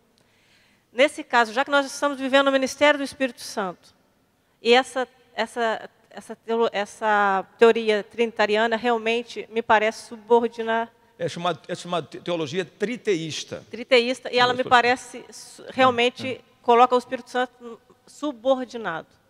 A doutrina trinitária, você falando. Isso, a russa me parece mais de acordo com a teologia que nós vivemos, que nós estamos vivendo no ministério do Espírito Santo. Agora eu fiquei com mais dúvida ainda. Não, esse é um assunto para outra aula. Eu posso tratar com vocês esse assunto de mestrado, pós-graduação, doutorado. Mas vamos lá. Então, eu posso tratar em outra ocasião sobre a teologia da Igreja Ortodoxa Grega, mas não agora. Mais uma pergunta mas veja bem, agora a questão de que você falou, que hoje é a era do Espírito Santo, eu gostaria de dizer que isso é heresia, viu? É heresia. Pode ser dito aqui no púlpito pelo melhor pastor do mundo, mas é heresia. Por mais bonito, não. Nós vivemos na era trinitária, do Pai, do Filho e do Espírito Santo. Em todas as épocas, o Pai, o Filho e o Espírito Santo interagem juntas. Então, não existe um período específico, você entendeu? Para uma determinada pessoa da Trindade. Isso foi chamado de sabelianismo modal ou triteísmo. O modalismo ensinou que o Pai, o Antigo Testamento, só o Pai agia. E o Filho e o Espírito Santo estavam em Aruba, nas férias, ou na Ilha Santa Margarita, lá na Venezuela, ou na Ilha Santorina. Não existe isso. Em todas as épocas, o Pai, o Filho e o Espírito Santo interagem juntos. Então, por que é importante? Porque sabe o que é? Porque tem expressões aí que viram clichês. Sabe o que é clichê? Viram jargões. Todo mundo acha bonito. E um pastor fala, você ouve na rádio Melodia, rádio, aquela outra, como é que chama? Famosa aí. Eu já vi tanta heresia na rádio 93. Olha, há dias atrás eu ouvi 3 pastores discutindo lá, e todo mundo perdido. Até o interlocutor estava perdido. Quem estava não vou dizer o nome, mas estava todo mundo perdido. Perdidaço. Eu nunca fui convidado, mas se for lá, vou dizer algumas verdades. Porque tem gente que vai ser chamado lá, não sei porquê. Chama porque o indivíduo é presidente de denominação, tem relevância eclesiástica, mas não conhece nada de teologia nem de Bíblia. Analfabeto de pai e mãe de Bíblia e de teologia. Então, e todo mundo acha bonito, porque o cara disse, são clichês, são jargões que não são verdadeiros. A gente tem que ter um cuidado tremendo com isso. Reverendo, se eu me recordo, o senhor falou que Paulo precisava dos romanos para poder chegar à Espanha. E o senhor falou que Paulo não conhecia os romanos. Só que tem um capítulo em Atos, capítulo 16, quando Paulo está pregando, que a menina endemoniada fica falando, eis aí os homens de Deus, homens de Deus, homens de Deus, e eles são presos. Atos capítulo 16, se eu não me engano, eles são presos. Atos 19. Nós sabemos que a lei de Roma proibia de manifestações na praça e Paulo queria, entre aspas, pregar Paulo o é cidadão evangelho. romano. Oi? Ele é cidadão romano. Então, não isso que que- nasceu em Roma. É porque onde ele nasceu, na Cilícia, Então, era província romana. Então, isso eu queria entender, porque tem alguns Mas argumentos Paulo que não diz... conheceu Roma. Quando escreveu a carta, ele não conhecia Roma. Todos os teólogos, em unanimidade. Não é 99%, não, 100% de todos os teólogos. mencionam porque isso. tem um Ele argumento nunca que- foi a Roma. Eu desejo conhecer vocês, porque eu desejo ver-vos, a fim de repartir algum dom espiritual e sermos reciprocamente confortados. Porque há muito tempo eu desejo conhecê-los. Ele diz, em todas as minhas orações, suplicando pela vontade de Deus, que há algum tempo me ofereça a ocasião de visitarmos. Então, a minha dúvida aí, a minha dúvida que eu tinha, se essa falta dele querer conhecer, se era conhecer a igreja em Roma, ou o fato de nunca conhecer o povo por completo. Não, ele conhecer a igreja de Roma. Então ele queria conhecer a igreja de Roma, Sim. a igreja específica que estava em Roma. Sim, mas ele não conhecia Roma mesmo. Não conhecia. É porque tem um argumento que diz, que agora eu esqueci quem é que fala que quando um judeu tinha dupla cidadania, ele tinha que ser levado ao lugar. Não existe Entendeu? isso. Para ser apresentado como para ter a dupla cidadania. Não. Mesmo porque o título de cidadania era comprado por uma alta soma de dinheiro. Ou a pessoa tinha cidadania, a mesma coisa de cidadania hoje americana. Ou o indivíduo passa clandestinamente pelo Rio Grande, lá no México, escondido, ou senão, por algum tempo, passa lá. Ou seja, naquela época também era a mesma coisa, né? Então, ou seja, a pessoa ou era cidadão romano por direito de nascimento, porque nasceu numa província romana, ou comprou. Inclusive, eles disseram para Paulo, você é de nascimento ou porque comprou? Então, é importante entender que na época do Império Romano, o Império Romano tinha 100 milhões de habitantes, mas só 6 milhões eram cidadãos. 94 milhões eram de escravos. Sabiam disso? Cerca de 90% da população romana era escrava. Era uma sociedade escravocrata. Então, queridos, tem mais alguma pergunta?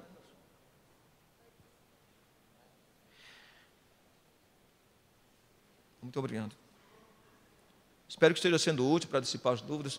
Quaisquer dúvidas que eu não possa responder, o Espírito Santo haverá de responder a você. Pastor, em oração, vou orar por você. Reverendo, só uma última pergunta que o irmão fez lá atrás. Marcos. O Vinícius, Marcos Marcos Vinícius. Vinícius. Ele pediu para perguntar para o senhor, sobre falar um pouquinho só, e aí a última pergunta, sobre a legitimidade dos apóstolos modernos. Isso aí. Está certo. Não, mas está certo, a pergunta é sábia. A pergunta é sábia. Olha, o que eu vou dizer não é somente Marcos Vinícius, não é opinião minha, é opinião de João Calvino, de Lutero, dos grandes teólogos, de todo mundo que conhece Bíblia e teologia. Né? Por exemplo, vocês lembram bem, vou lembrar a questão do cânon. Nós temos a Bíblia toda hoje, né? Mas a Bíblia só foi fechada, o cânon, que significa regra, a Bíblia só foi fechada, o cânon do Novo Testamento, no ano 397 depois de Cristo. Quase 400 anos depois. E foi fechado, e serviu como base o cânon atanasiano. Santo Atanásio. Então, por que tiveram que criar o seguinte? Havia mais de 100 obras sobre Jesus, sobre a igreja primitiva, mais de 100. Eram muitas obras, as quais foram chamadas de obras apócrifas. Mas o que fizeram? Tinham que criar o quê? Tinham que criar um parâmetro. Como é que vamos fazer? Então, criou-se um parâmetro. Só vai ser aceito como livro canônico livros escritos pelos 12 apóstolos. Mesmo naquela época, já no ano 400, havia compreensão que só havia... Toda a época da patrística, se creu, só havia 12 apóstolos. Agostinho, todos os teólogos. Santo Agostinho nunca se chamou de apóstolo. Santo Atanásio nunca se chamou de apóstolo. Irineu, João Crisóstomo, Tertuliano, os grandes teólogos, os grandes doutores da patrística, ninguém nunca se chamou de apóstolo. Na Igreja Católica, com toda a sua heresia, não chama ninguém de apóstolo. Mesmo com toda a digressão católica, com toda a heterodoxia católica, não chama os seus líderes de apóstolos. Isso só existe no protestantismo. Esse culto à personalia. Eu lembro que eu estava tentando comprar um apartamento em Curitiba e fui ao Banco Santander pedir uma carta de crédito, né? E assim por diante. Eu terminei comprando com eles. Mas a gerente perguntou a mim, o senhor é o quê? Eu sou pastor. Ele, só pastor? É, porque aqui a gente tem bispo, apóstolo, que vem aqui abrir conta. Não sou. O senhor é só pastor? Então, ser pastor já não é grande coisa no mundo contemporâneo. Então, há de fato hoje um culto à personalidade. Pessoas acham que se colocar um nome pomposo assim, vão ser mais respeitados, vão ter mais credibilidade. Então, ele se declara apóstolo, já existe agora arcanjo, né? Então, há umas loucuras, né? Porque quando a gente lê no texto sagrado, no livro de Atos dos Apóstolos, quando foi preciso eleger mais um no colégio apostólico para tomar a posição de Judas, o texto diz que eles oraram e pediram ao Senhor que fosse escolhido alguém que caminhou com Jesus do batismo até a ressurreição para se contar neste apostolado. Então é importante entender isso. Eles oraram nesta forma. Tá bom? Olha aqui. E orando, disseram: Tu, Senhor, que conheces o coração. Olha, a oração para substituir Judas. E a sorte caiu sobre Matias. Tu, Senhor, Atos 1, versículo 23 a 26. 24 a 26. E orando disseram: Tu, Senhor, que conheces o coração de todos, revela-nos qual desses dois tens escolhido para preencher a vaga nesse ministério e apostolado do qual Judas se desviou, indo para o próprio lugar. E lançaram sortes, e a sorte caiu sobre Matias. Mas o versículo 22 diz o que era preciso para ser apóstolo. 21 e 22. É necessário, pois, que dos homens que caminharam conosco todo o tempo que o Senhor Jesus andou entre nós, começando o batismo de João, até o dia em que dentre de nós foi levado aos céus, um destes se torne testemunha conosco da sua ressurreição. Então, para ser apóstolo, tinha que caminhar com Jesus. Há dias atrás eu falei isso para um pastor. Ele falou a mim que seguia o apóstolo fulano e tal. Eu disse: o senhor apóstolo seguiu Jesus? Desde o batismo até a ressurreição? Não. Então ele não é apóstolo. Porque para ser apóstolo tem que ter caminhado com Jesus do batismo até a ressurreição, para ser contado nesse ministério apostoral. Eu não sei se satisfez a sua pergunta, Marcos, nisso. Sabe o que significa tudo isso, Marcos? O povo é analfabeto de pai e mãe, de Bíblia e de teologia. Porque, sinceramente, a pessoa que segue o apóstolo fulano de tal não conhece a palavra de Deus. É um cego guiando outro cego, como disse Jesus, né? Amém. Que o Senhor nos dê fome do conhecimento da sua palavra. Amém. Eu gostaria de chamar aqui o Jonas. A gente vai cantar mais um hino. Vou pedir para vocês ficarem em pé um pouquinho, né? Vamos louvar o Senhor em pé. Depois eu passo já em seguida a palavra para o reverendo Isaías, para orar pelo encerramento e já dar a bênção, pastor. Vamos cantar o hino número 89, apenas a primeira e última estrofes. O amor sacrificial.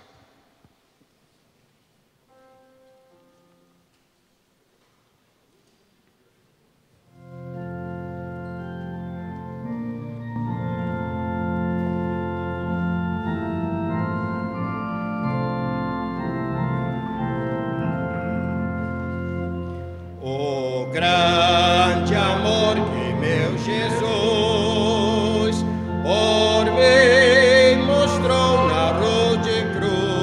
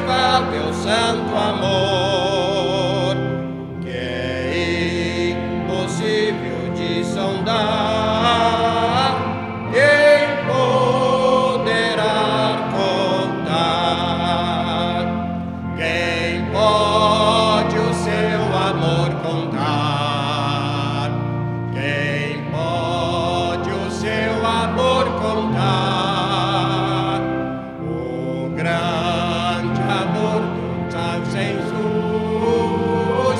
Quem poderá contar?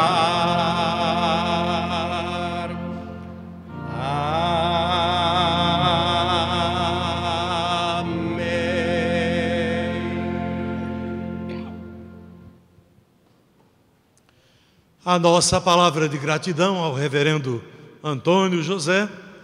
Próxima terça-feira, às 18h30, ele retornará. Então, já não é mais um visitante, não é? Será o professor oficial. Então, não perca, convide outras pessoas para virem terça-feira, às 18h30. E a palavra de gratidão da igreja a você que veio, mesmo num dia após, não é, muitas atividades, cremos que fomos grandemente abençoados com a palavra do reverendo Antônio José. Vamos receber a bênção. Que a graça do nosso Senhor e Salvador Jesus Cristo, que o amor de Deus, nosso eterno e poderoso Pai, que a comunhão, as doces consolações e o poder do Santo Espírito repousem sobre nós e sobre todo o povo de Deus, hoje e sempre.